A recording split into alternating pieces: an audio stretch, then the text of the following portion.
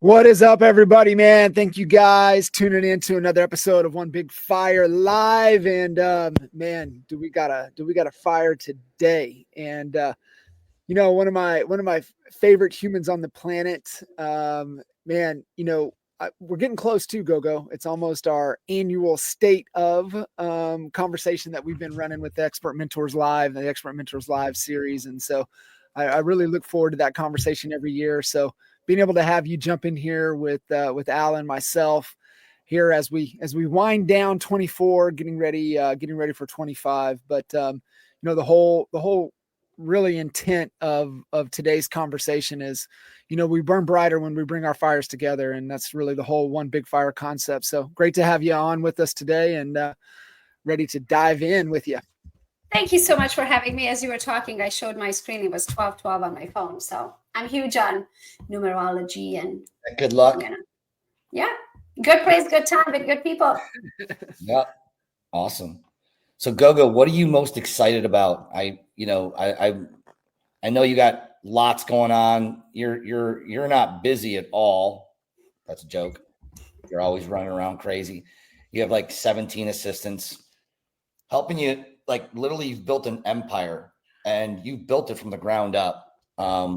Nothing handed to you. My favorite Hungarian in the world, and you came over with no money to this country. I don't know how many years ago, maybe 15. Well, I had $400. Okay, it was $400. Wow. and borrowed. But you've built an empire. It's the American dream, and I remember the first time I met you. I'm like, wow. You lit the room up, and this girl's going to run, and you did beyond run. I mean, what are you most excited about? I mean, you've done it all. You've built products. You have multiple seven-figure awards from or 2 comma awards from your marketing and everything that you're putting together. What are you most excited about for 2025? What do you got going? That's crazy that you asked me this question right now. So I just went to Tony Robbins. Tony Robbins changed my life. I go to UPW all the time, which is Unleash the Power Within. I found Tony probably 7 years ago, and I have gone every year to UPW. And if you've never been to UPW, it's kind of like a marathon for your soul. Kind of, it's called Unleash the Power Within. We all have power within, but we also have the little monkeys on our shoulders telling us, right? Like, you shouldn't do it. You're not good enough. You're not old enough. You're not smart enough. You don't have enough money. You don't have enough education, whatever the little monkey says, right? So every year I go and I kind of get like a reset in my soul of like, okay, what am I looking forward to now? And how am I going to build it? And who do I need to become? And, you know, those questions. And so I get there, we're doing this meditation with Tony, and he asks you of like, okay, what do you see in your future in the next 5 years? And you're supposed to imagine that, because if you can't see it, you can't have it, right? So here I am meditating, and I see nothing. Like, I see nothing. Not one idea popped in my head, not one image popped in my head, So I was like, OMG, like my connection is broken. I'm thinking I lost my connection, right? So I was getting frustrated, and I was like, what kind of podcast is this? Can I like say the real words I was thinking? Whatever you want. Yeah. Okay. So I was thinking in my mind, what the fuckity fuck? Like, what is going on? Why can I not see my future? Why can I use my imagination? Why don't I have my connections to God? And I call it collective consciousness. And I realized it's because I have achieved my wildest dreams. I have achieved more than I ever set out to do. I have achieved every goal that I ever set out to do and more. Just as you said, like crazy things that, being named on the same page with Tony Robbins in 2020 or 2022, I think it was in Success Magazine, the most influential people in the US in 2022, like just things like that, like a TED Talk, like it just blew my mind, right? And so I realized that I am done with my hustle culture. I am done with the building phase and the chasing phase. How much money does one need to make? Is it ever going, I know it's never going to be good enough for me. I'm never going to wake up one day and be like, well, I guess I made it. right? That's never going to come. But in the same time, I am so happy and content of where I'm at in my relationship with my husband, being married for 21 years. I love him more today than I loved him when I married him. The relationship with our teenage boys, they're 15 and 17 and they're happy and healthy. My relationship with my parents. So many people don't have good relationship with their loved ones, right? Like I have an amazing relationship with my parents and my sister. I have best friends, so many of them, that if I needed a half a kidney, they would line up to see if they're a match, right? So we have financial freedom. We have 800 credit score. We have investments. I have no debt. Like saying these words, like guys, when I joined EXP 6 years ago with you guys, right? Yes, I was, Dwayne and I were making about 400,000 that year, but we were $89,000 in credit card debt. Like we were poor rich, right? Like we couldn't afford pizza, but somehow be making almost $500,000, right? So to answer your question, what am I looking forward to? I'm looking forward to enjoying what I have built. Like I ran around like chicken head cut off in the last 6 years. Like I literally have worked myself into oblivious. I was beyond exhausted and so many times at the burnout, but I pushed through it because I had another goal that I had to reach, right? And so 2025 is going to be the end of my hustle culture and the beginning of who God wants me to be. So I will only be doing things because God called me to do it and I feel like it, not because I'm making money. How do you, so, because I see this with a lot of people that once even, to your level of true freedom, Bet David talks, there's always another level, right? So it's, his ladder is survival, status, freedom, then legacy. And so, I think, Al's in the legacy phase. Hold on. I have to write this down. What did you say? Survival? So Bet David talks about, there's always a level, right? Yeah. When you think you've achieved a level, there's always another level. And his first is survival, right? So think about that. We'll do anything for survival. Well, I mean, we will like whatever. Pay the bills, feed the kids. Yeah. Anything for survival. But then we get into kind of status. And this is where Kinder and I got hung up in status for way too long. In our real estate career, last month was 20 years that I've been with Kinder. So as a coach, I was reflecting back on if I was coaching, these two 27-year-old punk kids, this is what I would coach them today on. And what I would coach them on is do not get hung up in status. There is another level, and that next level is freedom. Now, would we be sitting here today if I was coaching us back then? Probably not. So everything has to happen for a reason, but we were too busy trying to be number one when we should have been like, what is freedom to you guys? What does that mean? Financial freedom, where you have enough money coming in to where you can do whatever you want, whenever you want, with whomever you want, doesn't matter. You just go do it. And you got nothing. But don't do it if you don't feel like it. If you don't feel like it. Yeah. So freedom, but beyond freedom is what Bet David talks about as legacy. And, especially, yourself, Al, Jay, I see it in all of you guys. And, it makes me reflect back to what Glenn was talking about a couple of years ago. And he said, y'all are coasting. A lot of you guys are complacent. And I'm like, well, a lot of us worked our ass off to get here to be able to breathe for a second. And so, but when you remember, there's always another level. And I think where you guys are at is right now, it's a legacy. And, I love, Al still carrying the Stasek name, the Stasek brand, got the boys in, helping the boys invest, already starting to build that freedom. So I think for you, Gogo, what is that next level? What is legacy? I know it's like, whatever God is calling me to do, that's great. But what am I going to take the initiative on? What am I going to continue to pursue? What is legacy for you? So two things, right? I want a breather between freedom and legacy, just because the way it lined up for me, right? My kids are just a hair younger than Albie's. They're 15 and 17, right? I moved out when I was 14. Could you imagine? Like I would not have my oldest child now for the last 3.5 years if he did what I did to my parents, right? So I know they're already very entrepreneurial. They already know what they want to do. Neither one of them wants to go to college. Both of them want to do what they have their mind set on, right? So I know that my birds are going to flee in the nest in one of them in 1.5 years and one of them in 2.5 years, right? And so I want to spend because I spent so many years of their childhood chasing. Then was I really a mom? I mean, I was proud to say that I was home, right? But was I really a part of their life? Not really. Like, even if I went to a game, I was doing this. And at the end of the game, I had to ask the other mom, did we win? Right? And I don't want to do that anymore. So in the next 2 years, as much as I want to become who God wants me to become, then I don't necessarily feel like that's tied to real estate. I do know that I am meant for great things and I want to change lives. For me, what really burns at the core is the American dream, right? Like, if I stayed in Romania, I would have never been able to achieve a hair of what I'm able to do here in the US. And I also feel like so many of the Americans who are born here, they just like, the fact that I was born into communism, I have what to compare a bad life to a good life. I feel like Americans don't have that.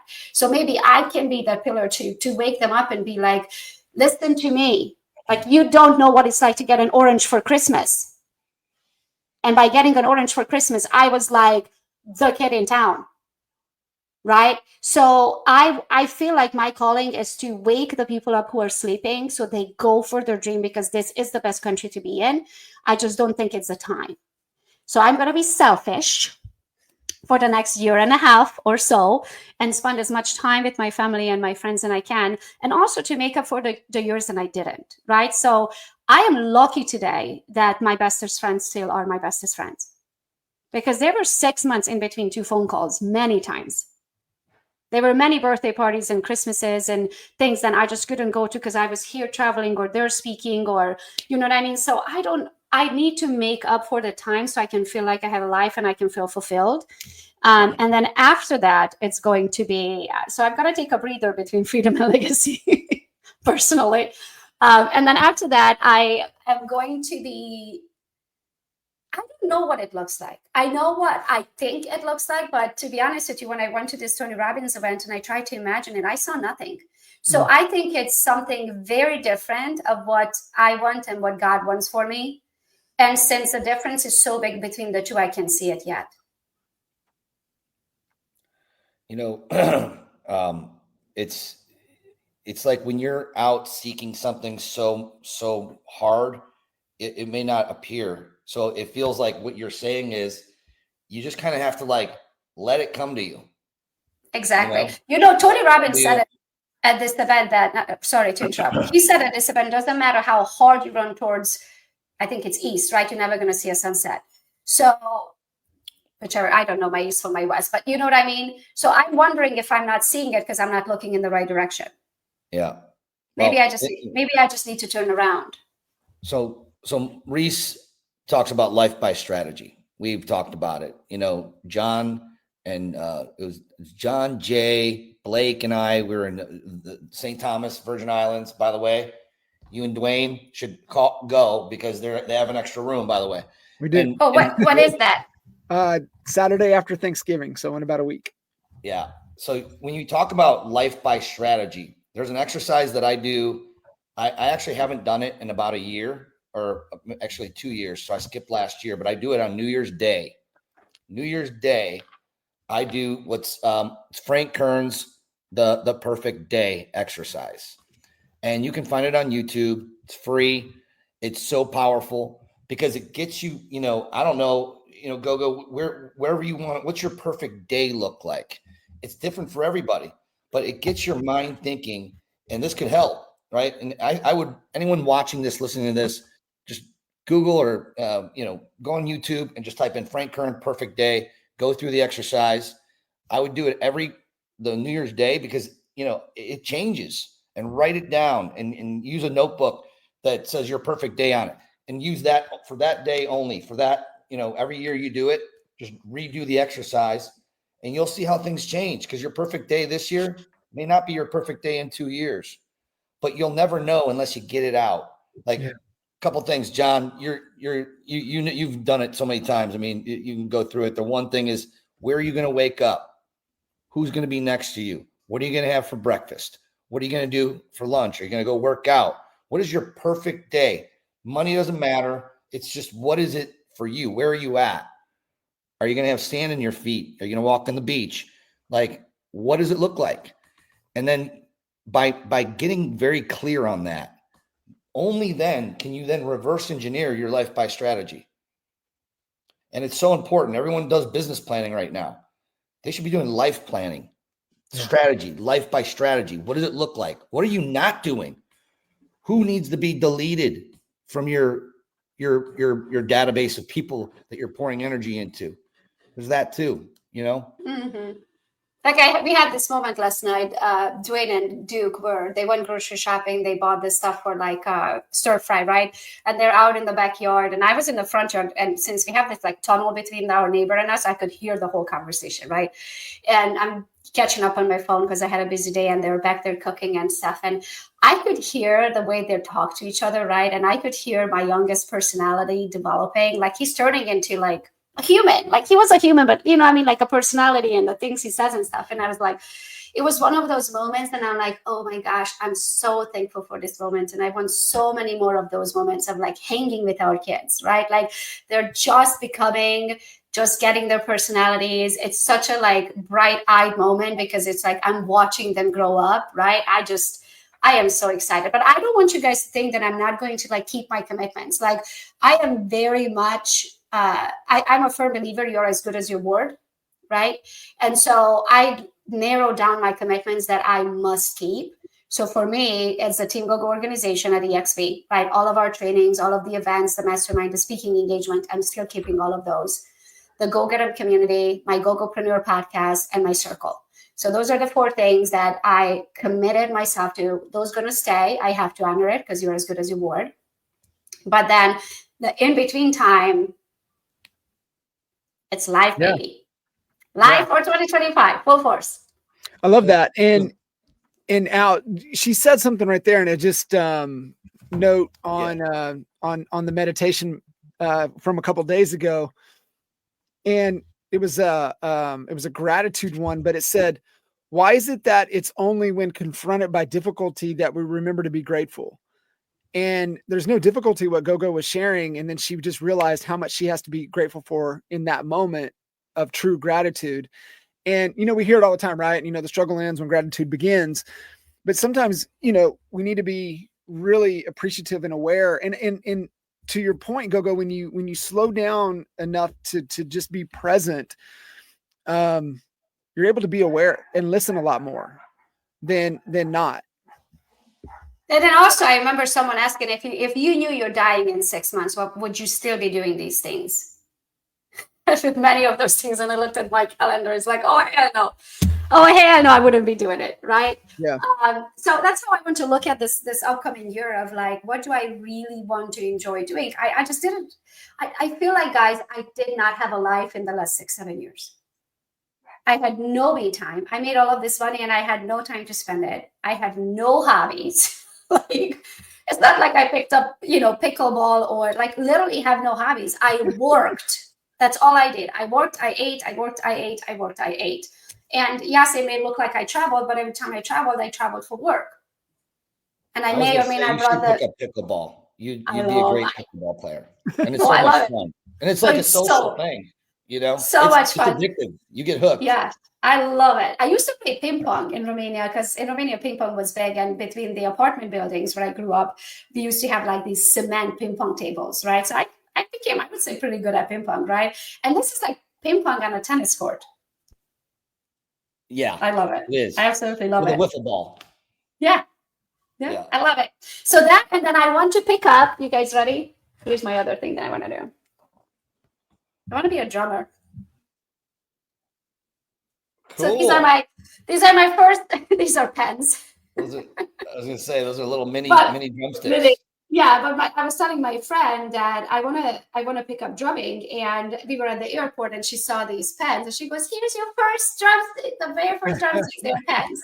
So I want to have time for hobby. I also want to learn to cook better. I would say I'm a very good cook, but I want to learn things that I don't know how to make, and I want to take up dancing. Fencing? No, dancing. Oh, dancing. I might want to poke some people with some metal rods at times, but dancing. Well, it's so funny that you're saying you don't have a hobby, and I think that it's healthy. I need to shed some hobbies. I have too many hobbies. Really? And, you know, I'm playing hockey, tennis. I'm doing all these extracurriculars.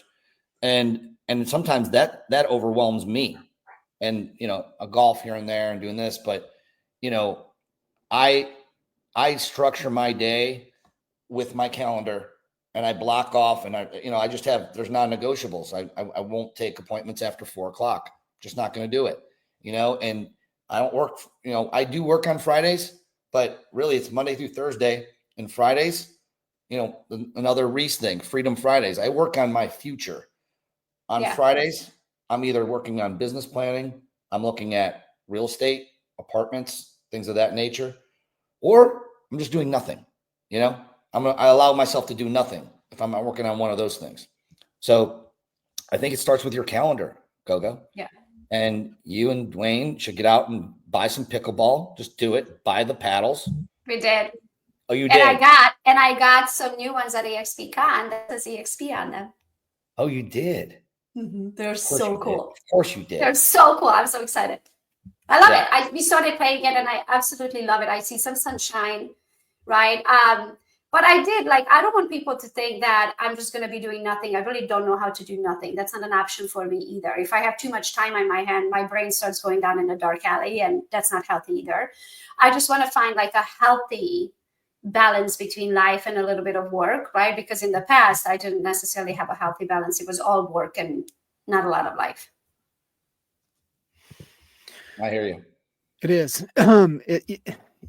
It is finding that, you know, something, it's purpose. And I know, you know, you guys got to see Jesse Itzler speak at EXP Con. And then if you haven't had a chance, he was on Ed Milet's podcast last week. It was really great conversation. And, you know, he challenged Ed a little bit, you know, thinking about end of life. And, you know, Jesse thinks a lot about that. And, you know, he thinks about how many summers he has left with his kids, right? He thinks about those types of things. And because he just lost, I think, his mom and dad and his sister, right? And like in a couple of years. I think he mentioned that on stage. And, you know, for him, and it's a great reminder of, you know, never taking any day for granted, but always working, you know, towards a bigger life. And, you know, one of the you know, exercises to kind of think about, and I see it with a lot of people just from on the coaching side of things that have lost, you know, sight of desire. And so when you can create and manufacture that desire, that's where the vision boards and things come in. But, you know, really thinking about, you know, what's on that obituary, right? Like what Jesse even thinks about, you know, he's already picked out his headstone. He already knows what it has on there, and it's already like, it's done. Right. And so he's living up to that. And it's that whole, you know, definition of hell thing, right? You get to the pearly gates and you meet the person that you could become. However, you know, in Goggins, you know, sense, you know, he's going to show up better than, you know, the person that's staring back at him. And so I think there's just all these different exercises, like Al's talking about perfect day scenario, which really pulls out core identity. You've got, you know, write the obituary. It's just do these things, because I think I've seen it way too many times. Like you said, if you don't have the desire, if you don't have a bigger purpose, then that's where the mind starts to have a little bit too much time. And that's where, you know, could lead down paths that we don't want to go. Yeah. And also, whichever muscle you use, that's the muscle you grow, right? So since I was so head down into work in like a decade of my life, right, which is a quarter of my life, really, I'm 42 years old, right, that how to plan a day when you're not planning it for work, it's almost like I don't even know where to start. Yeah. That's why I'm like, I can't even see that, what it looks like, because the last decade, I literally was like an ostrich. Put your head in the sand, and that's where you're just get it done. You know, one of the best examples of the perfect day scenario is in Dan Martell's book, Buy Back Your Time, to where he lays out Oprah's day. And I think Martell's book is a couple of years old. So maybe he picked that up from Oprah, maybe a year. So maybe it's 3 or 4 years old, but you know, she worked out twice. She worked during that time frame twice a day. She worked 2 hours a day with her top people, and she only talked about and made $100,000 decisions. If it was less than $100,000, she didn't even talk about it. She had other people, that was their job to handle that. But if it was over $100,000, she was making those decisions with her key people. She sips rosé at lunch, you know, in her garden. It's just like you get. I wrote down Martell and Oprah's Day. What did you say? There was something. Yeah. So the name of the book is Buy Back Your Time.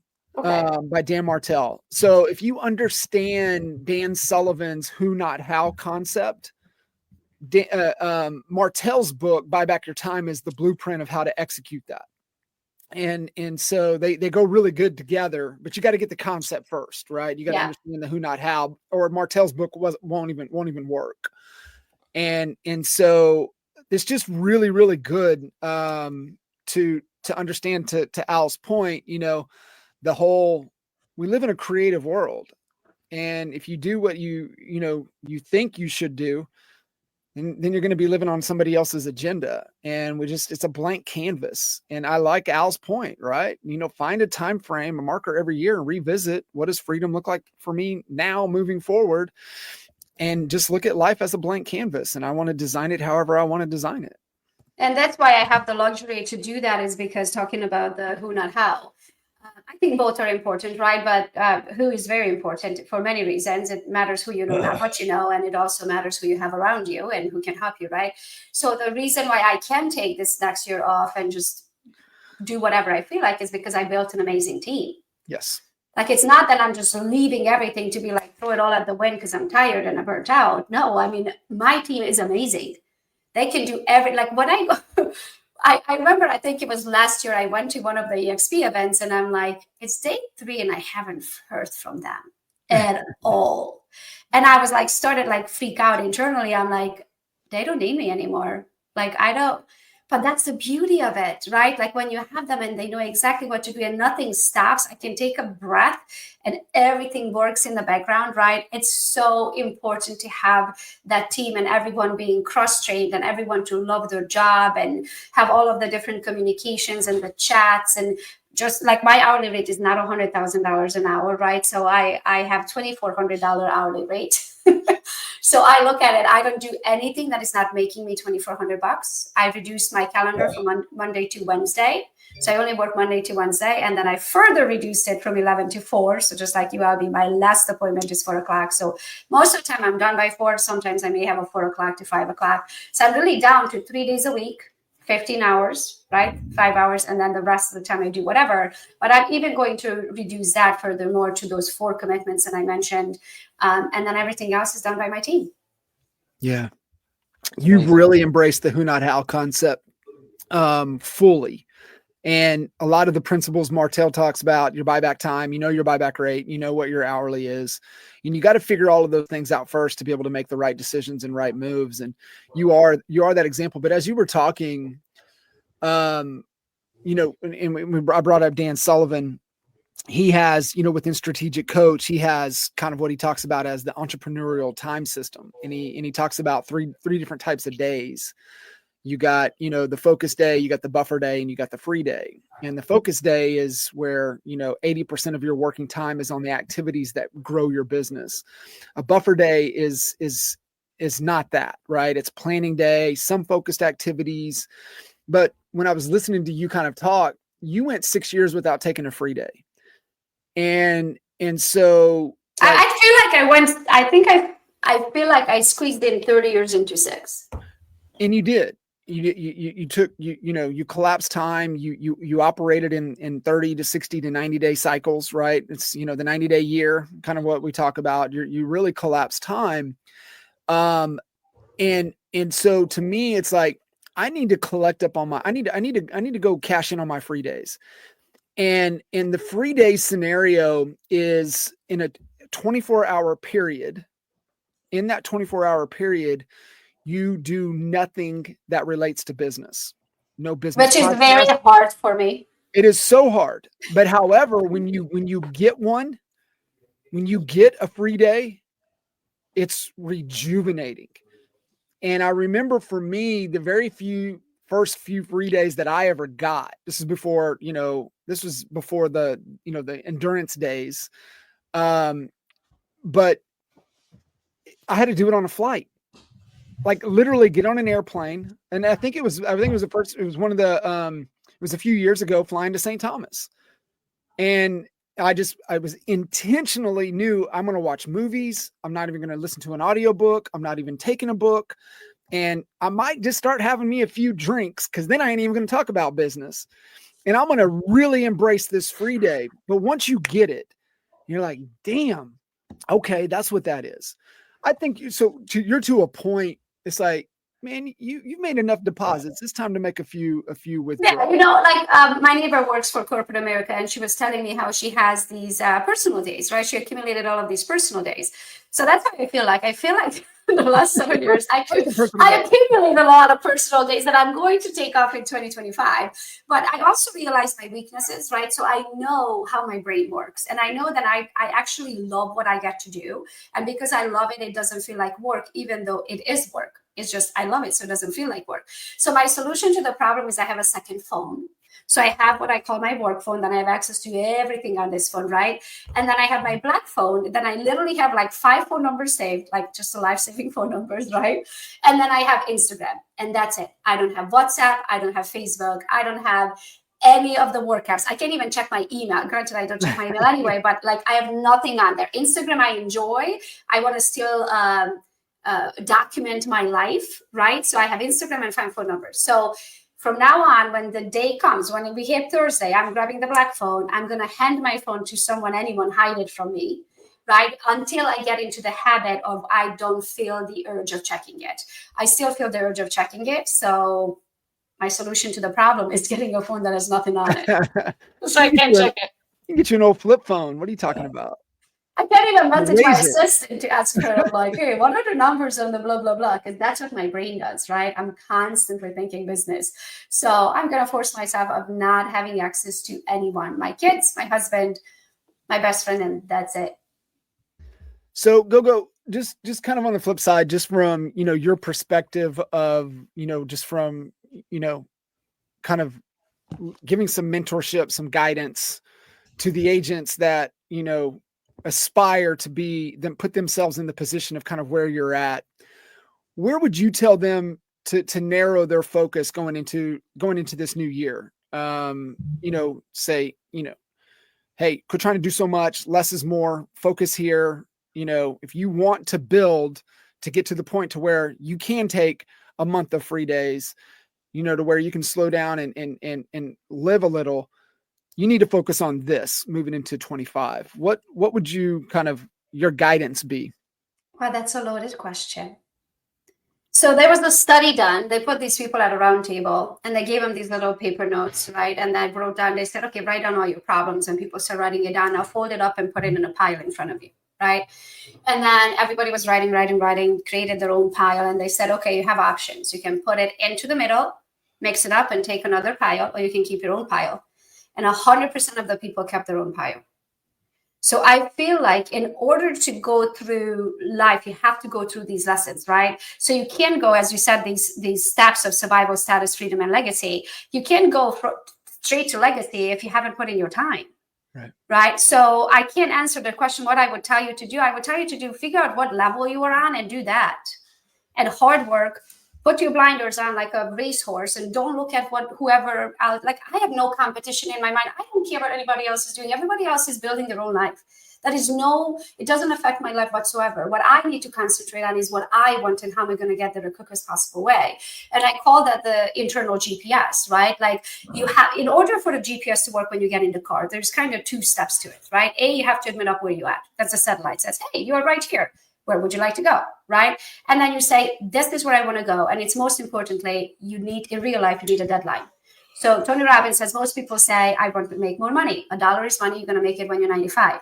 That is not what I want, right? So when I get into my car, my GPS says, I'm here. This is where I want to go. So what I would say, own up to where you are. Look yourself in the eye in the mirror and say, this is where I'm at. Like it or not, this is where you're at. And this is what I would like to be by December 31st of 2025. And then figure out, what is that? Is that for you survival? Like, or do you just need to make the money to pay the bills right now? right? And get yourself out of credit card debt, or, pay for your children's college, or maybe you didn't put any money away for retirement, or maybe you have no investment properties. Maybe you've been in real estate for 25 years and you have nothing to freaking show for it. I don't know what that is. You look yourself in there and you decide what is that, and then get yourself to those levels. Like no one's coming to save you. There's no Staples easy button. Like the only way through it is hard work, right? The more you learn, the more you know. I always say you get paid for the hour. What you bring to the hour, the smarter you get, the more money you make. You have to feed your brain. So whichever level that you are on, there's always a next level. You're going to get through knowledge. Knowledge takes me, though. You can spend 10, 20, 30 years of becoming really good in something, or you can buy speed by buying somebody else's knowledge. It took me a lot of years to learn this lesson because I was cheap. I was like, I'm smart. I can figure this out. I'll just stay up until 4 o'clock in the morning and get to the end of Google and the end of YouTube. And yes, you can do that because you're smart enough to do that, just like anybody else was smart enough to figure it out, but they spent their lifetime on it. The question is, do I really need to be really good at SEO, or do I just need to know enough to be dangerous? And why don't I go to an SEO specialist who spent the last 25 years on becoming an SEO specialist and get what I need to know in a 6 months contract in 1 hour a month? And now all of my websites are A-rated, right? So what I would say is pay for knowledge, pay for speed, right? And you can do that through books. I read a lot of books. I don't listen to them because I learn through my eyes. So if I listen to an audiobook, I check out. And then I'm like, oh shit, they're still talking. Half an hour later, I'm like, I'm in my la la land, right? So I can't do that. Also, reading puts me to sleep. So I usually stand up, walk around, and read. And if someone's watching, like I'll do circles around the pool or things like that. If someone's watching me, they're like, what is that cuckoo lady doing, right? But that's what I need to do in order for my brain to work. I'm huge in notes. So let me show you guys how many notebooks I have. I have my mastermind notebook from Tony Robbins. I just got this one, but I also went to a mastermind. These are my little life-changing quotes that fits into my purse. Quotes changed my life, so I have a lot of those. This was my book half of last year, the Team Gogo EXP one. And then this was my notebook for the second half of last year. I could build houses. These guys, these are, I mean, this one started the second half of last year, right? So it's not full. But if you look at, literally, I filled them to the rim. Like this is the last page of my notebook, to the rim. I have notes, my notes have notes. And the reason I have to write things down, so even when I read, in order for something to really register in my brain, I have to write it down. So I read with a notebook and a pen. Or I highlight it and circle it. I usually eat my books. Let me show you what they end up looking like. Where's the ones that I read a million times over? Where is it? One of my favorite books, Outwitting the Devil. Oh yeah, one of the best books ever. I talk about that all the time. Yeah, so if you see it, I usually highlight things. I flip pages. I put notes in there. I have to, in order for my brain to register. So I would say, acknowledge where you're at, because that's where you are. And then figure out what you want. Most people don't take the time to figure out what they want. They're just running on a treadmill and chasing the next commission. They have no plans for the future. Then reverse engineer it and say, this is what I need to do this quarter, this month, this week, this hour, right now in this moment to get it done. And then set your CPRs, John Kitchen. Learned it from you. Seize your commitment. What are you going to do? Here's your penalty. What's going to happen if you don't get it done? And or is your reward, the dangling carrot of when I get it done, I buy the Gucci belt. And then you honor it, right? So my penalty is usually jumping out of an airplane because I'm deadly afraid of heights. So if I don't get it done, I'm going to jump out of a plane, and I'm not jumping out of a plane. So I'm going to get it done, right? It's super simple for me. That's how I achieve my goals all the time, because I set a painful enough penalty where there's no freaking way that I'm going to jump out of an airplane, right? And so I'll get it done, right? And then as you're achieving that, so I would say that's probably reaching your freedom level. And yet you start achieving that, figure out what to do with the money, right? That's a whole other, holy shit, I spent 5 years on it, right? Because I remember 1 year I was like 400,000 in taxes. And I was like, let me get this straight. Okay, let me get this straight. I worked, I don't even know, 10 times as hard to double my income, to pay so much on taxes that I make less money than I made the year before because I tested out on taxes. I don't like this game. It's not mathing for me. So then I had to figure out that phase of life, what to do with the money, invest it, and then now you start your making money, so you don't have to chase the hour to make your money, right? And then finally, you have some time to take a breather and relax and enjoy the rest of your life. But it's never going to be good enough for me. I'm just excited that I don't necessarily have to do things for money anymore. I'm still, of course, chasing the money and I want more. I was willing to do things in the past, even if I hated it, all the way to the bank. Yeah. Makes sense. And I'm not willing to do that anymore. So whatever phase of life you're in, admit it, work hard, build a team, replace yourself, make some good financial decisions, get yourself out of bad debt, and get good debt. Yeah. Get smarter, ask smarter people, surround yourself, you're the average of the 5 people. So you have to pay. I think one of my biggest tips is pay for masterminds. Yeah. Pay to be in the room, because you're never going to learn faster than from the people who've been there, done that. That's right. Collapse and mistakes are costly and expensive. Like, I can't even tell you. I know masterminds and coaching is expensive too, but I'd rather get smarter than learn on my own skin. Yeah. Collapse time. My biggest takeaway from this call is, and I mean, you said it in a different way, but it's, John asked, what advice would you give someone that wants to they got to work on their personal development? Like, it's the first thing you said. You would have 6 inches between your ears. Just go to it once. No. You don't just go to it like one time and then tip your toe and you're like, this is like, it's like an exercise. You do it every year. You're resetting. You're constantly refreshing your brain, finding inspiration. So you stay out of the rut. So you stay out of the, like what you were saying, John, because if you're coasting, if you're just coasting, not saying that's what you're saying you want to do, because you're not going to coast. You ain't going to let grass grow under your feet, but you're going to do what you want to do, life by your strategy of your life. But if you were coasting, pain is around the corner. You just don't feel it yet. Mm-hmm. That's what Glenn had said. Oh, yeah, because when what did they say? When you stop growing, you're dying, right? Sure. So I'm not planning on stop to grow, but Right. I don't have to grow it anymore. I can have my team help me grow it now. Yeah, I love it. You're helping other people get what they want. In return, it's going to help you get what you want. And Zig Ziglar. Yeah, and Al nailed it, right? It's the personal development, but it's like what you said, right? The first part of the GPS, where are you at? And I think, the biggest hurdle for a lot of people, and they have to understand that all progress begins with telling the truth. And if they can just be honest, be authentic, be genuine, that's where the progress will come. I'm rereading the 4 Agreements, and we were having a conversation last night, kind of around that book. And the first law is be impeccable with your word, and essentially be truthful in your word.